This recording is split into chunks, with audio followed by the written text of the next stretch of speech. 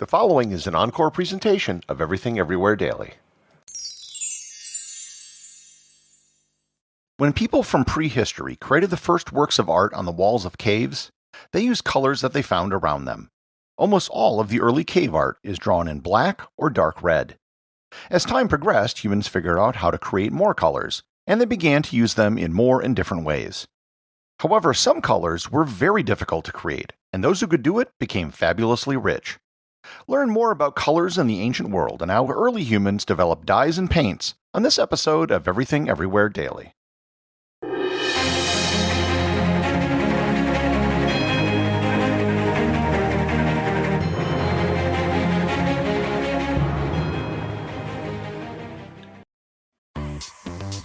La venta de un día en Macy's es ahora, con ofertas del día increíbles en básicos para la vuelta a la escuela que necesitan ahora, como un 40-50% menos en ropa para niños y juniors, 25-50% menos en mochilas, bolsos y accesorios, y ahorra un 40% en pequeños electrodomésticos de Bella, Crocs y más para preparar su dormitorio. Además, descarga la aplicación para aún más ofertas del día increíbles en Macy's. Ahorro sobre precios en oferta y liquidación, aplican excepciones.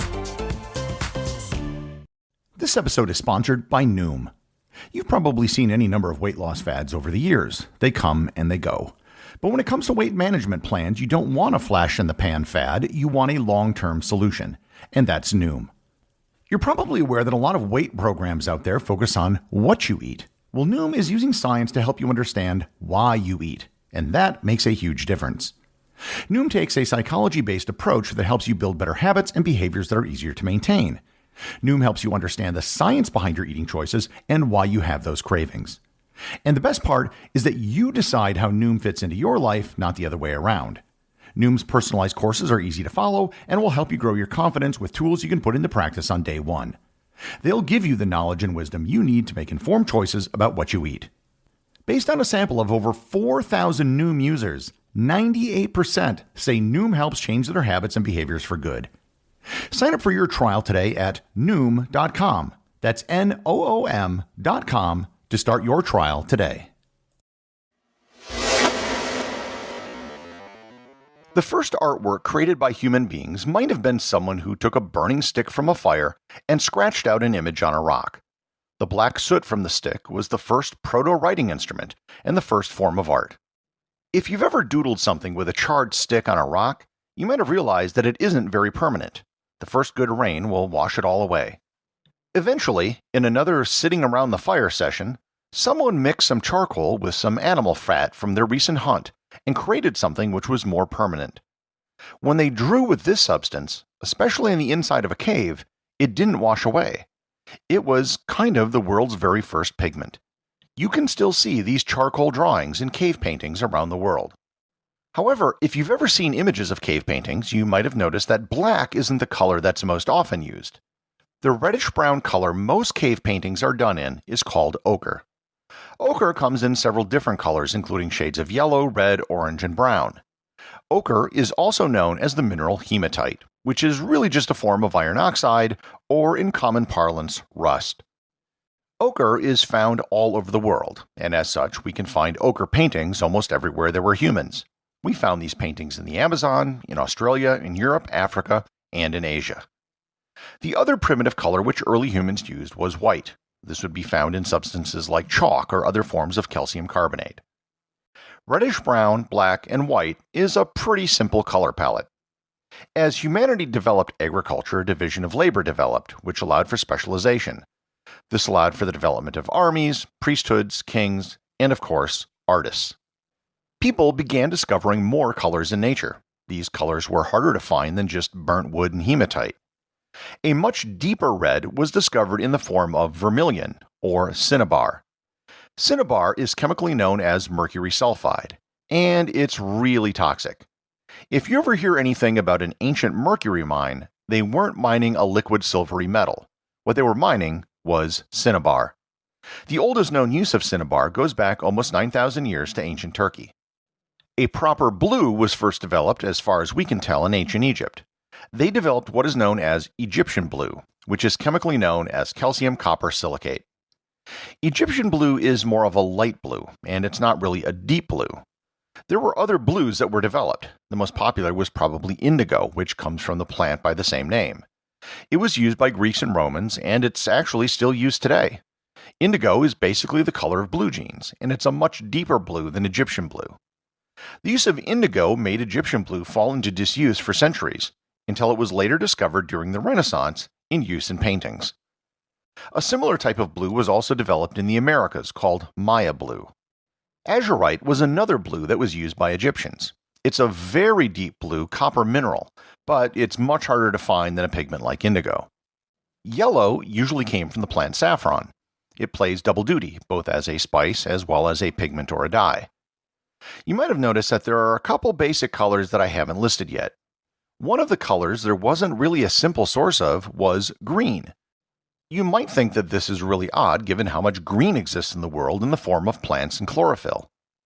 Egyptians used to crush malachite to create a green, and the Greeks also created a substance called verdigris, which is created by putting copper plates in hot vinegar in a sealed pot. However, neither of these was really a dark green. Green was often created by just mixing together yellow and blue. There was one other color which was really rare. It was so rare and expensive that it was really the genesis of this entire episode. Purple. Eggplants notwithstanding, there isn't a whole lot of purple in nature. The Chinese had a color known as Han purple, but it wasn't really purple. It was just a really dark shade of blue. It was a form of deep azurite, which was similar to what the Egyptians used. The ones who created a true purple dye were the Phoenicians. The Phoenicians were creating purple dye at least 3,500 years ago. In fact, some people think the word Phoenician actually means purple. The secret to purple dye was the mucus of predatory sea snails of the murex family. Different species of snails could produce different shades of purple. These snails are only found in the eastern Mediterranean Sea, and the primary place of production was the Phoenician city of Tyre, which today is in the nation of Lebanon. The name of this purple was Tyre purple, but it also went by royal purple, imperial purple, and Phoenician purple. Its association with royalty came from the simple fact that the dye was so expensive to produce that only royalty could afford it. Purple dye was said to be worth its weight in silver. In ancient Rome, magistrates would wear a toga praetexta, which was a white robe with a purple stripe. A conquering general on the day of his triumph would get to wear a toga picta, which was a solid purple toga with a gold stripe.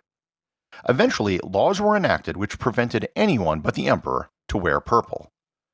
The color purple even became synonymous with the emperor. To don the purple meant to rise to the position of emperor. A child of an emperor was said to be born into the purple. Perhaps it was appropriate that an artist named Prince had purple as his favorite color. The creation of a purple dye was a closely guarded secret because of how expensive the process was. Thousands of snails had to be harvested. Then they had to be removed from their shell one by one, and a tiny gland removed. The juice of the gland was then placed in a vat and left in sunlight, where it would change colors over time. To get purple, the process had to be stopped precisely, or otherwise it would just turn into red, which wasn't quite as valuable. Overall, the ancient world was far more colorful than most people realize. The ruins we see today are the same color as the stones that the buildings were made from. The Parthenon in Athens is white and the temples in Egypt are a sandstone beige. However, in their heyday, all of these buildings were brightly colored. Mostly, they were just simple basic colors like red, blue, yellow, white, and black, and maybe with some gold leaf thrown in. If you look closely in some of the temples, you can still actually see traces of the original paint. I remember visiting the Kawambo Temple in Egypt. I looked up at the ceiling, and I could see traces of color where it had been painted. The underside of the ceiling was the most protected part of the building from the elements, and it was the last place where the original color remained.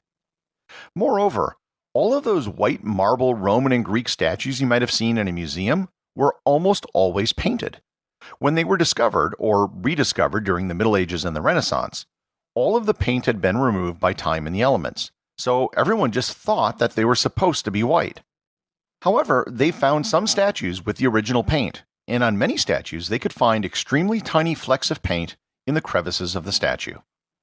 Today, we really don't think much about the origin of colors. We have every possible color we can think of in the forms of paints and dyes. However, thousands of years ago, dyes and pigments were a really big deal given how difficult they were to produce.